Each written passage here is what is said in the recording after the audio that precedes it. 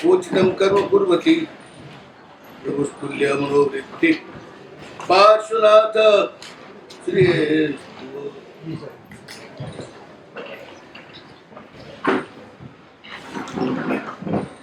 કલિકાલના કલ્પતરુ નામ લેતા જ પરચો આપનાર એવા પરમાત્મા પાર્શ્વનાથ. નામ એમનું શું? પાર્શ્વનાથ. પાર્શ્વ એટલે જે પાસે જ હોય, આપણી નજીક જ હોય. નામ લેતા જ આવવું મળે.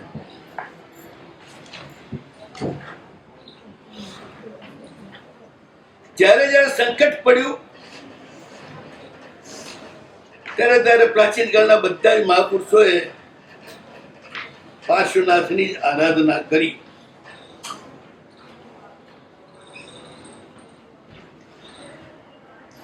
બધા જ સંકટમાંથી મુક્તિ મેળવી. પ્રભુના નામનો પ્રભાવ છે.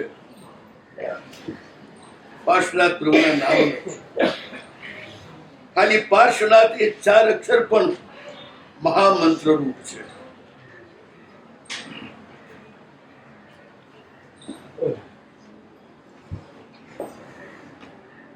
વર્ષો પહેલા એક ગામમાં અમારું ચાતુર્માસ, ત્યાં એક પરિવાર બધી રીતે સુખી. ધંધો એટલો, ખેતી એટલી, ઘરે ઢોર ઢાંખર, બધા દીકરાઓ ભેગા રહે, 25 માણસનું કુટુંબ. એક વાર એ ભાઈ જે એના મુખિયા હતા એમને મેં પૂછ્યું, એવું શું તમારા જીવનમાં ધર્મ છે, આરાધના, કે બધી રીતે તમે સુખી છો, કોઈ ચિંતા નહીં, ઘરમાં કોઈ બીમાર નહીં, કોઈ ઝઘડો નહીં, ટંટો નહીં, કશું જ નહીં. મને કે સાહેબ, મારા ગામથી મારો બજાર 1 માઇલ દૂર છે. મારા ગામમાં પાર્શ્વનાથ ભગવાનનું મંદિર છે, અત્યંત પ્રભાવ સંપન્ન છે પ્રભુ. મેં એક જ નિયમ રાખ્યો છે, જતા મને 20 થી 25 મિનિટ થાય, આવતા મને 20 થી 25 મિનિટ થાય. ચાલીને જઉં છું, ચાલીને જ આવું છું. આજના જેવો પાંગડો જમાવડો એ નતો. માઇલ 2 માઇલ હોય તો માણસ ચાલી જ નાખતું, કોઈ વાહન ગોતતું નહીં. આજ તો 2 વ્હીલર ને 4 વ્હીલરની કંપનીઓને જલસા થઈ ગયા છે. એવા બધા તમે દાનેશ્વરીઓ પાક્યા છો.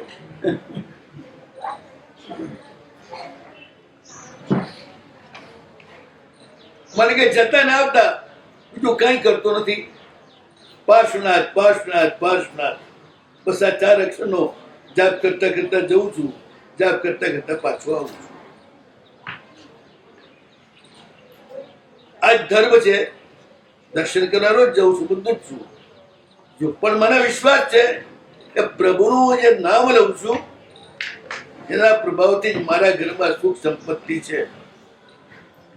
રિયલમાં એ જીવ્યા ત્યાં સુધી એમના ઘરમાં સ્વર્ગ જેવું વાતાવરણ રહ્યું. બધી રીતે પરિપૂર્ણતા રહી. જેવા એ ગયા થોડા જ વર્ષમાં બધું વિખરાઈ ગયું. છોકરાઓના જીવનમાં ધર્મ નહીં, પ્રભુનું સ્મરણ નહીં. જ્યાં સુધી પ્રભુના ભરોસે લોકો જીવતા હતા ને ત્યાં સુધી આ દેશમાં સંપૂર્ણ સંપત્તિ બંને. બધી રીતે લોકો રોટલે ને ઓટલે સુખી હતા. રોટલે ને ઓટલે સુખી એટલે સમજી ગયા ને. કોઈ બી આવે તો જમીને જાય, એ રોટલે સુખી કહેવાય. કોઈ બી આવે તો એને આશરો મળે, એ ઓટલે સુખી કહેવાય. તમે રોટલે રોટલે રહો એમાં કઈ સુખી ના ગણાવો. પણ બીજો પણ અજાણ્યો એને પણ તમારે ત્યાં રોટલો ને ઓટલો મળી જાય તો જ તમે સુખી ગણાવો. બાકી તો ભલે તમારી પાસે મોટા બંગલા હોય, તમારો રોટલો ખાવા કૂતરું ના આવતું હોય તો તમારા જેવા દુર્ભાગ્ય કોઈ નહીં. અમારે ત્યાં છે ને 20 માળે ને 25 માળે તો કૂતરો ક્યાંથી આવે? ડોગી આવે. અમારે ત્યાં છે ને ભાગ્યવાનની વ્યાખ્યા શું છે ખબર છે? જે બધાને ભાગ આપીને પછી ભોગવે એનું નામ ભાગ્યવાન. જે કોઈને ભાગ ના આપે એનું નામ અભાગ્યો. એકલો જ ખાય, કોઈને ભાગ ના આપે એ બધા ભાગ્યા. જે મળ્યું છે વાપરતા જાય, ફૂટતું જાય, ધીરે ધીરે ખાલી થાય.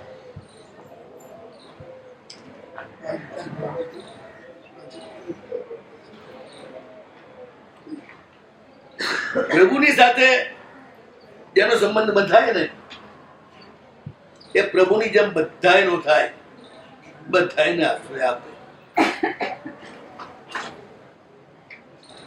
ભગવાન પાર્શનાથ એમનો પ્રથમ ભાવ મરુભૂતિનો, એમના પિતા વિશ્વભૂતિ,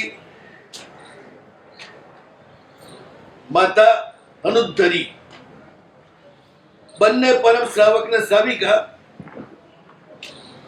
ધર્મ અર્થ અને કામ ત્રણેય પુરુષાર્થમાં વિવેકપૂર્વક વર્તતા એમણે એમનો ગ્રસ્થવાસ કર્યો, જેમાં 2 પુત્ર થયા. ધંધે ધાપે બધી રીતે સુખી, દીકરાઓ વિનયી, વહુઓ લાઈ, કમઠની, વરુણા, બરુભૂતિની, વસુંધરી, ચારે જણા બહુ સુખેથી કાળ પાસ કરી રહ્યા છે. એમાં અચાનક ઉંમર થઈ ગઈ હતી, વિશ્વભૂતિના કાળનું તેડું આવ્યું. સંસારમાં સૌથી મોટી આપત્તિ શું ખબર છે? પિતા અને માતા એમનો સ્વર્ગવાસ એ સૌથી મોટી આપત્તિ. ગયા પછી જ ખબર પડે કે એમની છાયા કેવી હતી. અમારે ત્યાં પણ છે ને, ગમે તેવા અમે હોશિયાર હોઈએ, કદાચ અમારા કરતા ઓછી સમજણ વાળા પણ મારા વડીલ મુનિઓ હોય ત્યાં સુધી અમને જે નિરાત હોય ને એ એમના ગયા પછી જ ખબર પડે કે નિરાત શું હતી. ન હોય ત્યાં સુધી ખબર, હોય ત્યાં સુધી ખબર ના પડે. મેં કાલે જ કહ્યું તો બહુ મોટી આપત્તિ આવી. આ જ આપત્તિ માતા અને પિતાથી જુદા થવાથી મોટી આપત્તિ કોઈ નથી.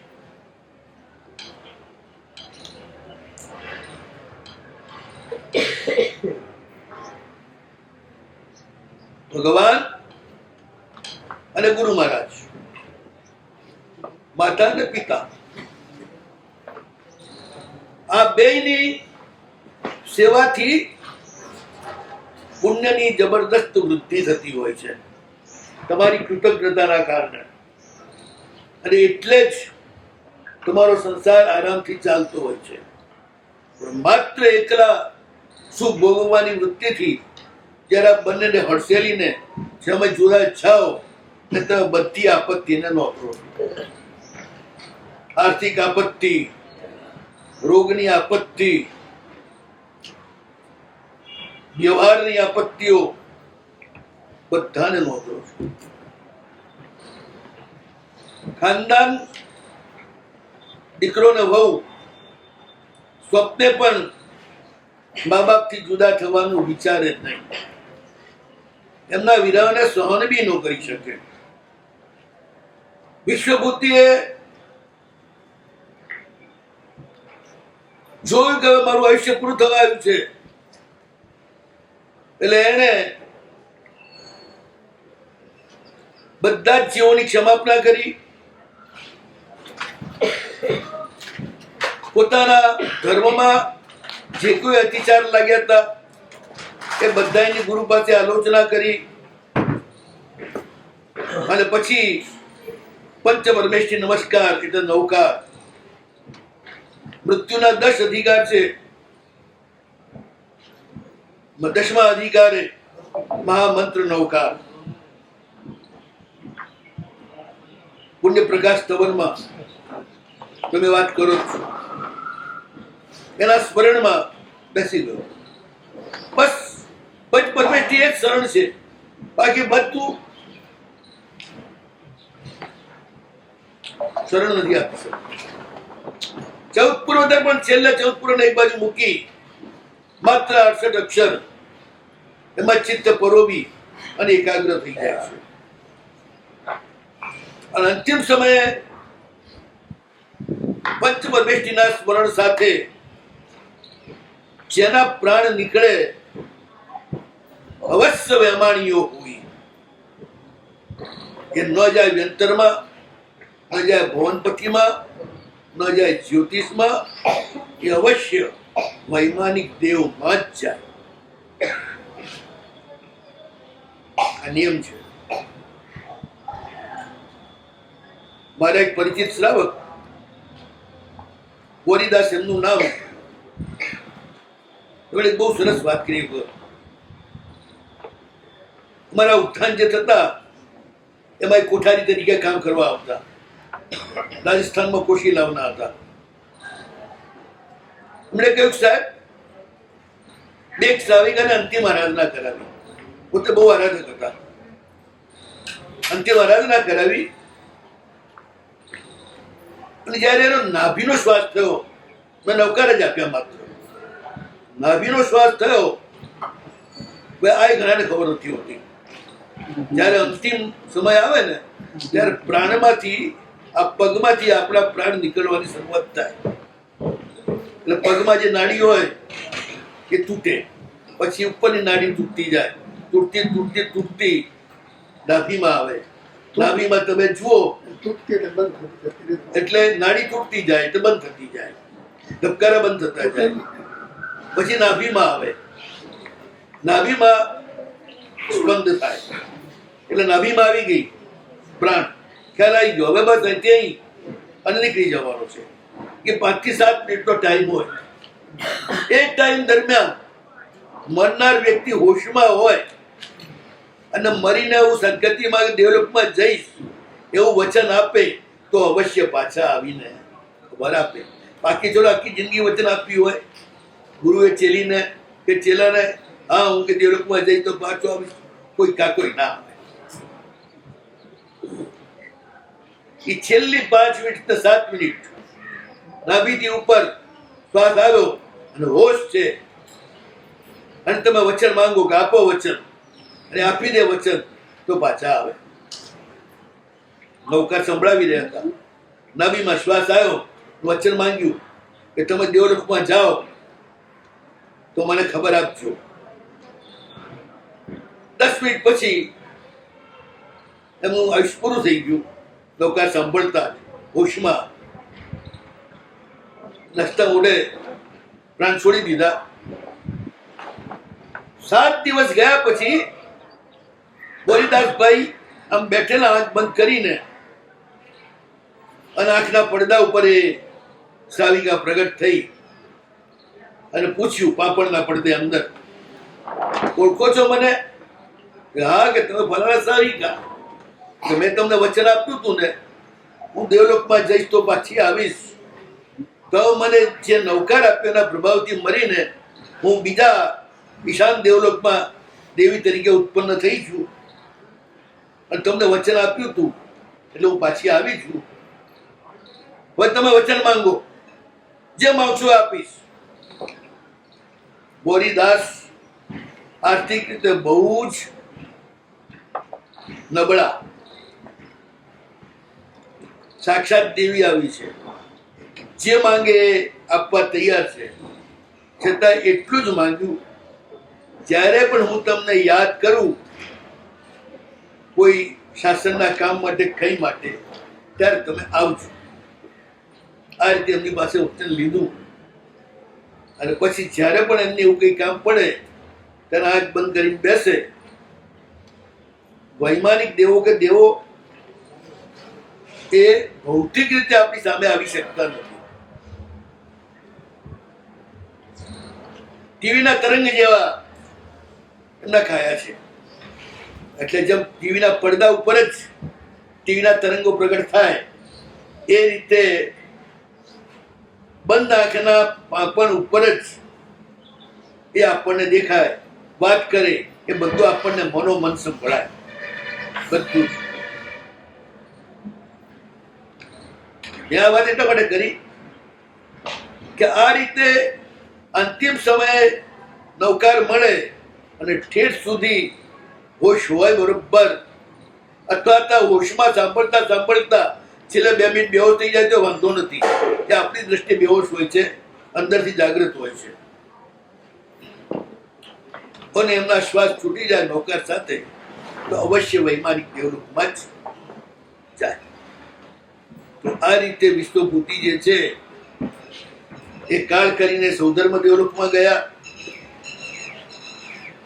પછી એના શોકમાંથી 2 ભાઈઓ બહાર આવે. પહેલા તો પતિ ગયા પછી સંસારથી વિરક્ત થયેલા અનુદ્ધરીએ પણ જબરદસ્ત તપ શરૂ કરી દીધો, ધર્મ શરૂ કરી દીધો.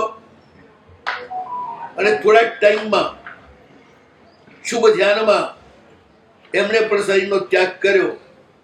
નૌકારનું સ્મરણ કરતા કરતા એ પણ દેવલોકમાં ચાલ્યા ગયા.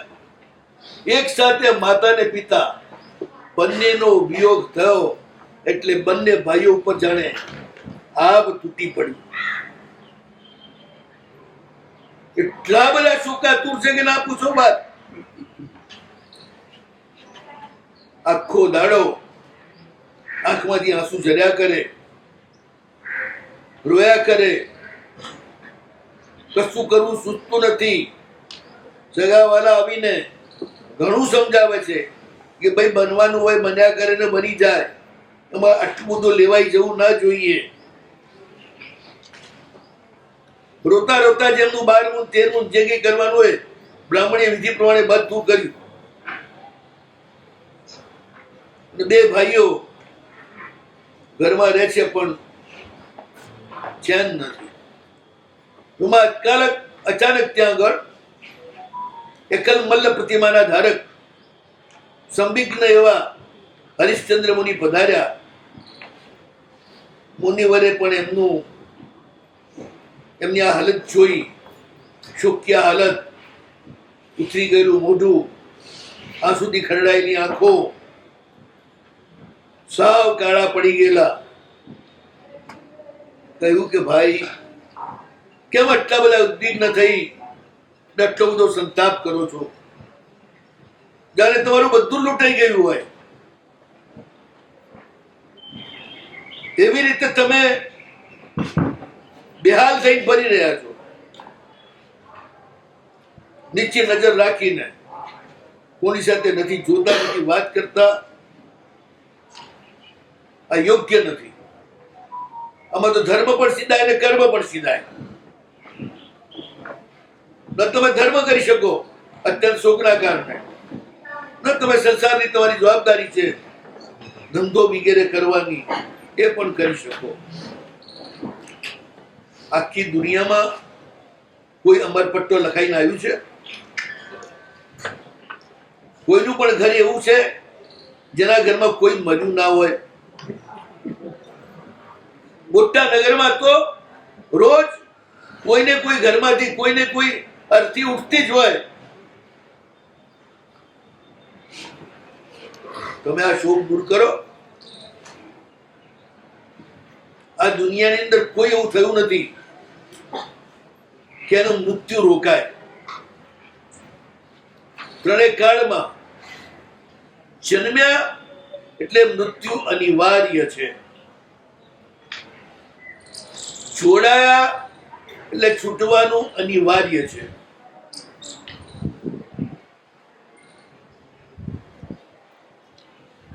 આ બેમાં કોઈ ફેરફાર થવાનો નથી. અને એક વાત ધ્યાનમાં રાખો, મર્યા સિવાય તો મુક્તિ એ ના મળે.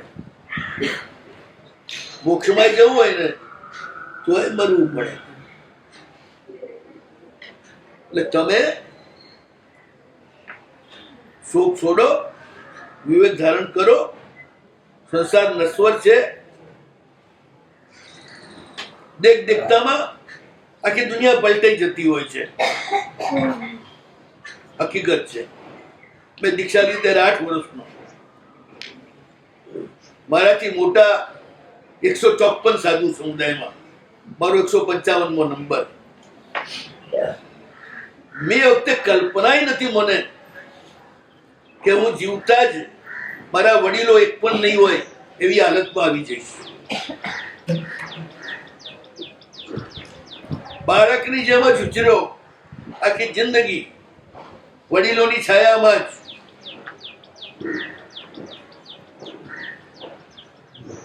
અને વડીલો જાણે ઠેઠ સુધી રહેશે એવું જ હંમેશા મગજમાં રહેતું હતું. પણ આ તો સંસાર છે. આપણે બાળકમાંથી ક્યારે ઘરડા થઈ જઈએ અને ઘરડામાંથી ક્યારે એમના ઘેર જતા રહીએ એનો કોઈ પત્તો નથી.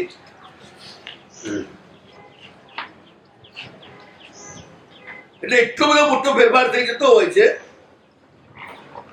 ભલા પ્રભાવક મુનિઓ પણ દેખતા અમારી નજર સામે એક પછી એક વિદાય થતા ગયા. આવો જ આ સંસાર છે. દીક્ષા લીધી,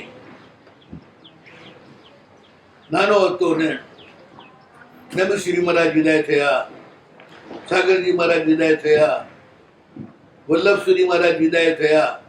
આ બધું મારે જન્મ્યા પછીની ઘટનાઓ છે. એવા મોટા આચાર્યો, શાસનના સ્તંભ જેવા 4 થાંભલા હતા એ જમાનામાં. જીન મંદિરોના ઉદ્ધારક નમેશ્વરી મહારાજ, આગમના ઉદ્ધારક સાગરજી મહારાજ, શ્રાવકોના ઉદ્ધારક વલ્લભસુરી મહારાજ અને પ્રવજ્યા માર્ગના ઉદ્ધારક રામચંદ્રશ્રી મહારાજ. 4 સ્તંભ ઉપર આખું જેની સાથે ચાલી રહ્યું હતું. આ 4 થાંભલા મારા દેખતા ચાલ્યા ગયા, એક પછી એક.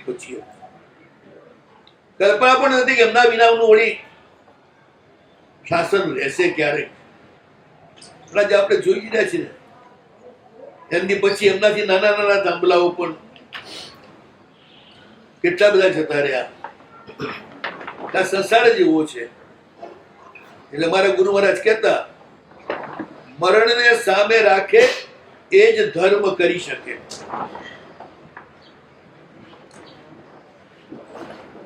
મોટા ભાગે આજના લોકો છે ને, જાણે નિત્ય રહેવાનો જ પરવાનો લઈને આવ્યા હોય એ રીતે વસી રહ્યા છે. જાણે મરવાનું જ નથી સમજીને તો 40માં ને 50માં બદલે જઈને રહે છે. મરવાનું સમજતો હોય તો નીચે જ રહે. એમાં આપણે કોઈને એટલું ઉપાડી નીચે ના ઉતરવું પડે. જલ્દી ભગવાન મળે, જલ્દી ગુરુ મહારાજ મળે એવી જગ્યાએ શ્રાવક રહે. એટલે ઊંચે જઈને રહે વધારાના પૈસા આપીને. જ્યાં ઉપરનો મળે વધારેની કિંમત. આકાશમાં રહેવાનું ને એટલે આકાશની પણ કિંમત ચૂકવવી પડે એવો આજનો જમાનો આવ્યો. એ તો ક્યારે આકાશની કિંમત નથી ચૂકવવી પડતી. એ રહેનારાને ક્યારે હિસાબ ના હોય એટલે ઊંચે રહીશ તો મારા ભગવાન નહીં મળે, મારા ગુરુ મહારાજ નહીં મળે, મારા સાધર્મિકો પણ કોઈ મારા ઘરે નહીં આવે. પણ જાણે અમર પટ્ટો લખાઈને આવ્યા હોય ને એ રીતે મકાન લે છે, બંગલા લે છે, ફ્લેટ લે છે અને પછી એના ફર્નિચર પાછળ જે ગાંડા થાય છે. ક્યારેક તો એવું બને કે કપડું 200 રૂપિયાનું હોય અને સિલાઈ 500 રૂપિયાની હોય. મૃત્યુનો વિચાર જ નથી. ધર્મ તરફ કોઈ ધ્યાન જ નથી.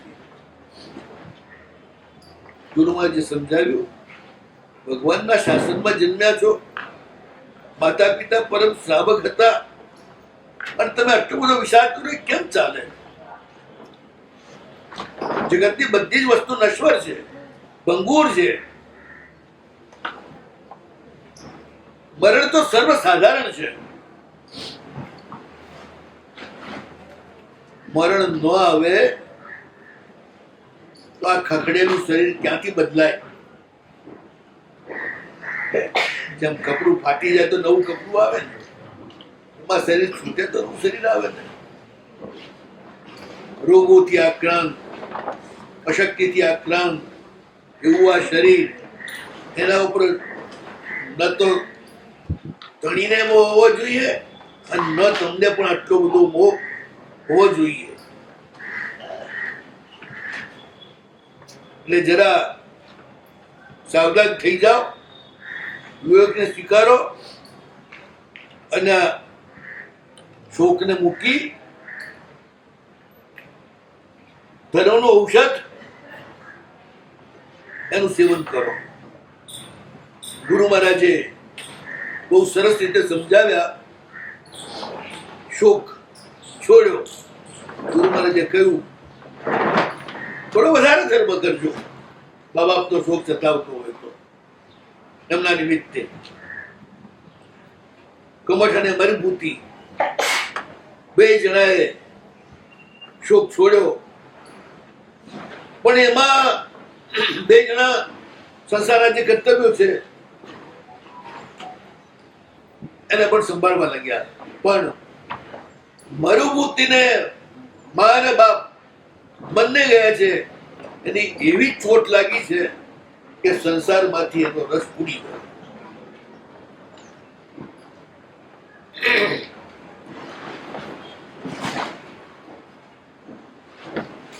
વિષયના ભોગ પ્રત્યે બિલકુલ ઉદાસીન થઈ ગયો. એને એમ જ લાગે છે જગે સબ સપના, કુછ નહીં અપના. એક જ વાત એના મનમાં ઘૂંટાય છે.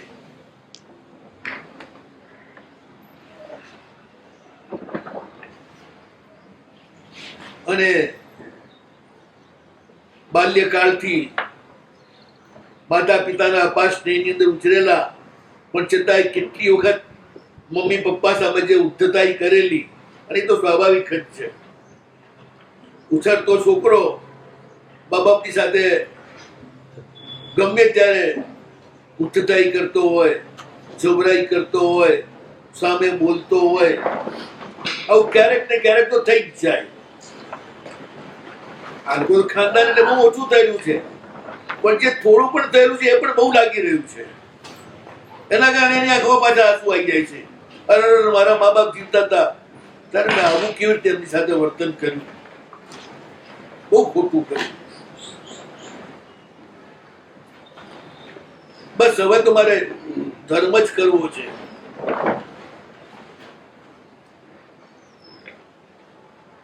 ક્યાંય એની નજર નથી. થોડો થોડો ધંધો કરજે ભાઈની જોડે, ઘરવાળીને પણ બોલાવતો નથી, વાત પણ કરતો નથી. ઉંમર જુવાન છે બંનેની, પત્ની પણ ભર જુવાનીમાં છે, પોતે પણ જુવાન છે, પણ જુવાનીમાં જ વિરક્ત થવાના કારણે પત્ની પ્રત્યે ઉદાસ થઈ ગયો. એ વિચાર કરે છે કે કોઈ પુણ્ય કર્મના ઉદયથી મને આ મનુષ્ય ભાવ મળ્યો છે, અભાગ્યને ન મળે એવી ધર્મની સામગ્રી, ગુરુજનોનું સાનિધ્ય, પરમાત્માનું સાનિધ્ય, આ બધું મળ્યું છે.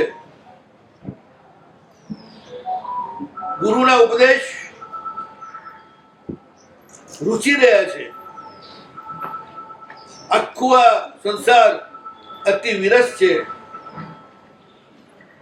સંસારને સજાવવો એટલે ઉકરડાને સજાવવો. ઉકરડાને સજાવવા માટે જે કંઈ આપણે નાખીએ એ બધું ઉકરડામાં મળી જાય. ગટરને સુગંધી કરવા માટે અત્તર ઠાલવો તો કઈ અત્તરની નાળી ના થાય, એ તો ગંદી નાળી જ રહે. એટલે એ વિચાર કરે છે કે જ્યાં સુધી જવાની છે, બળ છે, ઇન્દ્રિયો કામ કરે છે, ત્યાં સુધીમાં આત્મસાધન કરી લેવું જોઈએ.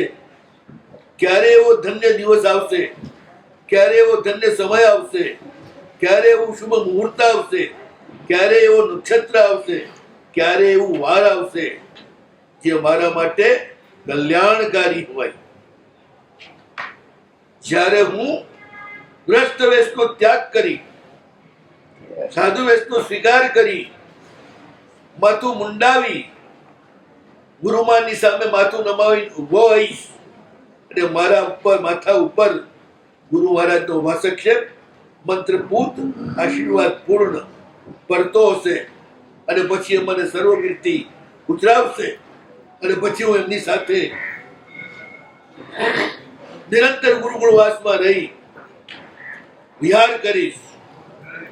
બધા સાવધ્ય મારા છૂટી જશે, મારા માન, મારા શોક બધા સમાપ્ત થઈ જશે. કોઈ મારી સ્તુતિ કરે કે કોઈ મારી નિંદા કરે, બધામાં મારું ચિત્ત એક જ હશે. ન મને એના ઉપર રોષ કે એના ઉપર તોષ. મને દુઃખ અને સુખ પણ સરખા લાગશે, વિરસ અને સરસ પણ સરખું લાગશે, આપદા અને અભ્યુદય પણ સરખા લાગશે. અને આ રીતે હું ગામ અને નગરમાં ક્ષમતામય ચિત્તથી ક્યારે વિચરીશ. આવા મનોરથો નિરંતર કરતો ને એમાં જીવતો એ પોતાનો સમય ગ્રહમાં રહેવા છતાં સાધુની જેમ પાસ કરે છે. બે ભાઈ છે. નાનો ભાઈ અભાવ વિચરી રહ્યો છે. મોટા ભાઈને પણ શોક હતો, ત્યાં સુધી તો વૈરાગ્ય હતો. શોક ધીરે ધીરે સમાપ્ત થઈ ગયો. એની સંગત હતી રખડુ દોસ્તોની. અત્યંત પ્રમાદમાં મસ્ત થઈ ગયો. વિષય સુખોને ભોગવવાની ઈચ્છા તીવ્ર થતી ગઈ. પ્રભુના શાસન પામેલા ઘરમાં જન્મવા છતાં એ ભવાભિનંદી થતો ગયો. જેમ જેમ ભવાભિનંદી સંસારનો રસ વધતો ગયો, તેમ તેમ ધર્મનો રસ ઘટતો ગયો. તૃષ્ણા વધતી ગઈ. દેખાવથી ધાર્મિકતા રાખે છે, અંદરથી એટલી બધી એને વિષયોની તૃષ્ણા છે કે ના પૂછો વાત. હાથી જેવો નિરંકુશ છે. નાનો ભાઈ તો ભગત છે, એ તો કઈ જોતો જ નથી. એટલા મોટા ભાઈ નિરંકુશ થઈ ગયા, કોઈ જોવાનું ન હોવાના કારણે. બિચારા જે બ્રાહ્મણો ડાબના સંધારા પર સુવા વાળા અને તપ કરવા વાળા, એ બધા બ્રાહ્મણો તો મૂર્ખા ગણીને વિચરે છે, ઉપહાસ કરે છે. નથી એને ધનનો સંતોષ, નથી એને ભોગનો સંતોષ. પત્ની તો સારી મળી હતી, પણ એમાં એને સંતોષ નથી. અને રૂપાળો બહુ હતો, હેન્ડસમ હતો, એટલે એની પાછળ ખેંચાય એવી સ્ત્રીઓ એને મળી રહેતી હતી. અને એમાંથી એ પરસ્ત્રીનો પણ ફરિયાદ છૂટી ગયો એને, જુગાર પણ લાગી ગયો એને. આમ પાપી મિત્રો સાથે એ અવારા છોકરાની જેમ નગરમાં વિચરે છે. મરુપુતીની ઘરવાળી વસુંધરી અત્યંત રૂપવતી, ઉન્મત્ત યૌવન, ફાટ ફાટ થતું યૌવન, સુદ્રઢ શરીર, સંસારના ભોગવોની તીવ્ર ઈચ્છા અને પતિની ઉપેક્ષા, એની સામે જોતો નથી, પ્રેમથી ક્યારે બોલાવતોય નથી. જમવા આવે, જમે ને ચૂપચાપ નીચે નજર નાખીને જમીન જતો રહે. ક્યારે ને પૂછતો પણ નથી તું કેમ છે. સંસારમાં રહેવું, લગ્ન કર્યા અને પછી જે તમારા પાર્ટનર છે એની આટલી બધી ઉપેક્ષા, એ પણ અતિરેક થઈ જાય છે. બધે વિવેક જોઈએ. પણ માતા પિતાના મૃત્યુ પછી તો આને તો સંસાર સ્મશાન જ લાગે છે. સ્ત્રીઓ હાડપિંજર લાગે છે. સંસારનો વિવેક બધો જ અને જંજાળ લાગે છે. આની જુવાની વધતી જાય છે, કારણ કે હજી ઉંમર નાની છે. જેટલું આયુષ્ય હોય એના 3 ભાગ પાડો, તેમાં વચના જે 2 ભાગ છે એના અડધાના 50-100 વર્ષનું આયુષ્ય હોય તો એમાં 50 વર્ષ, 50 વર્ષની અંદર પણ પ્રારંભના કાળમાં સ્ત્રીમાં એટલો વિષય વિકાર નથી હોતો, પણ સંસારમાં પડ્યા પછી ધીરે ધીરે ડૂબ્યા પછી 28 થી લઈ 40 વર્ષની ઉંમર સુધીનું એનો ગાળો બહુ જ વિષમ હોય છે. ત્યારે સાચવે તો જ એનું શીલ રહે, નહીં તો ક્યાંય ને ક્યાંય ગરબડ થયા સિવાય રહે નહીં. એ સ્થિતિ છે. ખાવાનું સારું મળતું હોય, પીવાનું સારું મળતું હોય, બધી રીતે સુખ હોય, પતિ છે એટલે ફૂલ ફટાક થઈને ફરે છે, સોળે શણગાર સજીને ફરે છે, પણ નિરંતર મનમાં બળે છે મારા પતિ મને બોલાવતા નથી. મારા પુરુષ ઉપર એની કોઈ નજર નથી, પણ પોતાનો પતિ પોતાને ન બોલાવે એ કોઈ સ્ત્રી સહન કરી શકે નહીં. આ ઉંમરમાં મરબુદ્ધિ વનવે થઈ ગયા છે. આની શું સ્થિતિ છે વિચારતા જ નથી.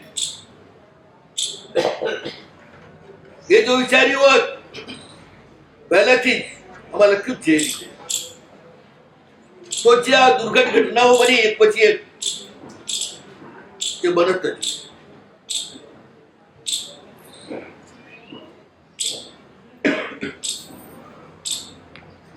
બહુ દુઃખી છે વસુંધરી. જોવાની સમાતી નથી. શું કરવું કઈ સમજણ પડતી નથી. એક દિવસે આ જ રીતે શણગાર કરીને ઘરમાં કામ કરતી હતી અને અચાનક કમઠ આવી ગયો. કામ કરતા કરતા માથેથી કપડું ખસી ગયેલું છે, સહેજ શરીર ઉઘાડું થઈ ગયેલું છે અને કમઠ છે એના ઉપર ઝર પડી. અત્યંત રૂપવતી ફાટ થતું યૌવન નજર પડીને ખબર તો જોતો જ રહી ગયો. હું બહાર રખડું છું, અપ્સરા તો મારા ઘરમાં જ છે.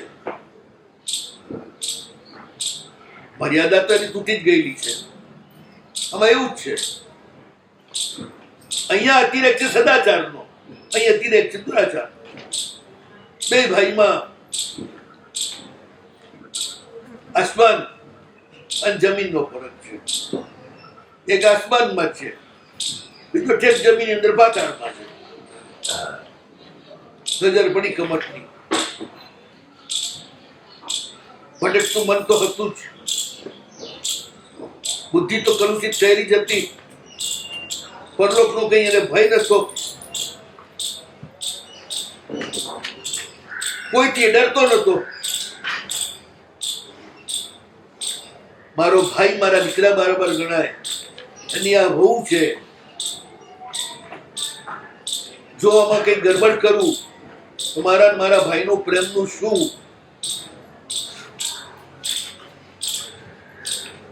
વિષયોની તૃષ્ણા અને એમાં અંધપણું બધો જ વિવેક ભૂલાવી દે. એક જ વિચાર કરે છે કે બસ આ અપ્સરા મને કઈ રીતે મળે.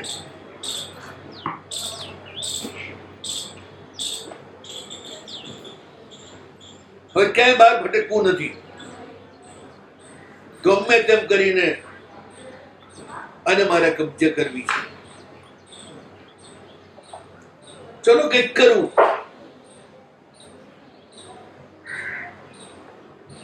ઘરમાં આવ્યો છે, પેલી કામ કરી રહી છે, એકલી છે, વરુણા ક્યાંક બહાર ગયેલી છે, જેઠ અને દેરાણી એકાંતમાં છે. પહેલા તો એની ઉપર મીઠી નજર નાખી અને કહ્યું, આ ઘણે દાડે તને જોઈ, તું આટલી બધી દુબળી કેમ થઈ ગઈ છે અને મોઢા ઉપર કેમ તેજ દેખાતું નથી? તને શું દુઃખ છે એ તો બોલ.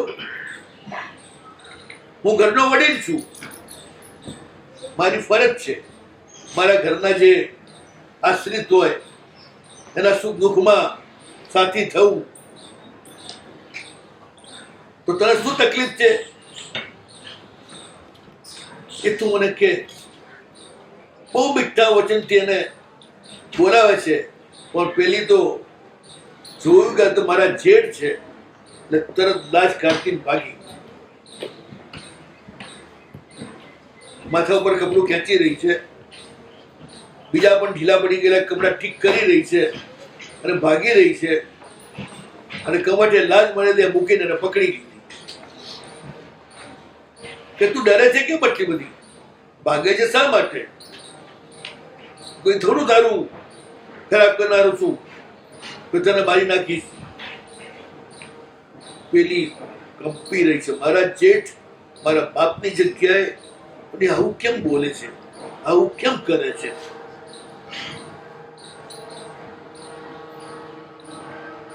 આને તો શરમ છોડી દીધી છે. જેમ તેમ કરીને પકડી રાખી. પેલીએ કહી દીધું તો તમને આ કરવું યોગ્ય લાગતું નથી. કમટ કે છે કે આવું બધું ભૂલી જતું. સંસારમાં જુવાની મળી છે 4 દાડા માટે, બસ એમાં જલસા કરી લેવા એ જ સાર છે, બાકી બધું અસાર છે. પેલી હું તરત જ ભાગી ગઈ, પણ કમઠે છોડી નહીં. ધીરે ધીરે ધીરે ધીરે રોજ જ્યારે અવસર મળે ત્યારે એને પટાવતો રહ્યો, પટાવતો રહ્યો, પટાવતો રહ્યો. પતિથી છૂટેલી સ્ત્રી અંદર તો ભૂખની ભૂતાવળ વિષયોના ફળગેલી જ છે.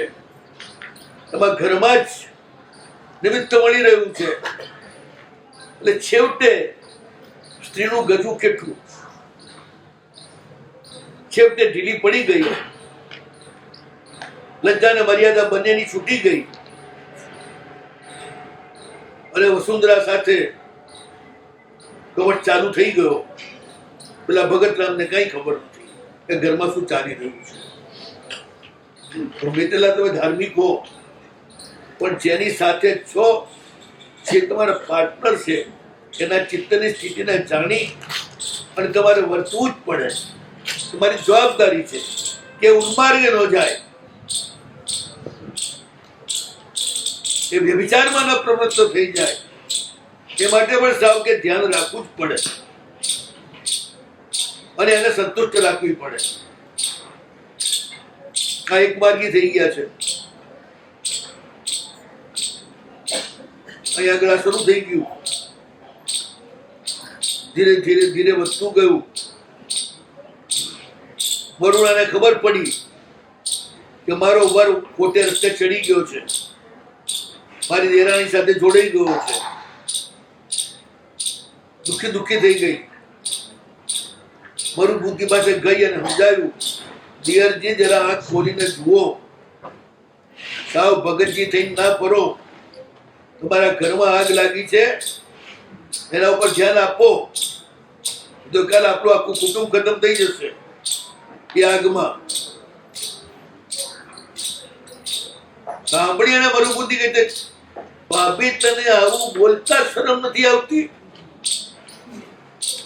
સારો માણસ બધાને સારા જ જુએ, નજરે જોયું પણ ખોટું પડે છે. હું તારી વાત માની જ નથી શકતો. મારો ભાઈ મારા બાપની જગ્યાએ નાની ઉંમરથી હવે મને સાથે મોટા થયા છીએ, સાથે ગુરુઓની સંસર્ગ કર્યો છે, ધર્મ કર્યો છે, એ આવું ક્યારે પણ કરે નહીં. તું ગમે તે કારણસર ઈર્ષ્યાથી કે દ્વેષથી આવી ખોટી ખોટી વાતો મારી પાસે આવીને કરે છે, હું સાંભળવા તૈયાર નથી. બની શકે સંસારમાં ન ધારેલી ઘટનાઓ બને, પણ છતાંય મારા બાપથી પણ વિશેષ કમઠાવું કરે હું સ્વીકારી શકતો નથી.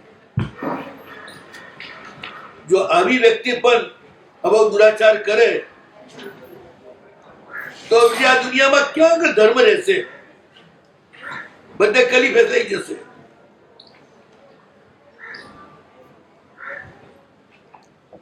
બહુ દુઃખી થઈ ગયો કે ભાભી તને આવું બોલતા, તારા પતિ ઉપર ના મારા ભાઈ ઉપર આવું કલંક મૂકતા તને શરમ આવતી નથી? હું માની શકતો નથી કે મારો ભાઈ આવું કરે. એટલે બિચારી ભાભી શરમાઈ ગઈ અને ભાભીને વેલ ના કરી. નક્કી તારે જ કે તારા વર સાથે ઝઘડો થયો છે તો તું એના પર કલંક મૂકે છે. હું નહીં સાંભળું. એટલે બિચારી ચૂપચાપ જતી રહી. હવે આગળ કઈ રીતે આ ઘટના દુર્ઘટનામાં પરિણત થાય છે જોઈએ.